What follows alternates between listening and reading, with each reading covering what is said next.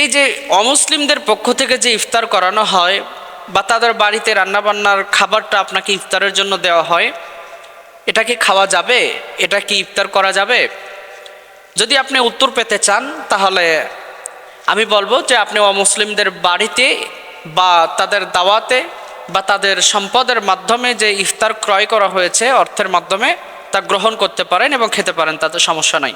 কারণ রাসূল সাল্লাল্লাহু আলাইহি সাল্লাম অমুসলিমদের ঘরেও তিনি দাওয়াত খেয়েছেন। বুখারী হাদিস নাম্বার 2615 এবং 2618 নম্বর হাদিস। তো আপনি যদি হাদিসের রেফারেন্সের দিকে তাকান তবে আপনি লক্ষ্য করে দেখতে পারবেন যে রাসূল সাল্লাল্লাহু আলাইহি সাল্লাম অমুসলিমদের ঘরেও দাওয়াত খেয়েছেন। সেই অনুযায়ী আমরা অমুসলিমদের খাদ্য গ্রহণ করতে পারি, তবে সাবধান থাকতে হবে, তাদের জবাই করা পশু আমাদের ভক্ষণ করা যাবে না, খাওয়া যাবে না। তারা যেই পশু জবাই করে, ছাগল অথবা যে কোনো প্রাণী জবাই করে, তখন সেটা আল্লাহর নামে জবাই করে না, তাদের দেবদেবীর নামে জবাই করে। তো সেজন্য আল্লাহর নাম ব্যতীত যেই পশু জবাই করা হয় সেটা খাওয়া আমাদের জন্য হারাম।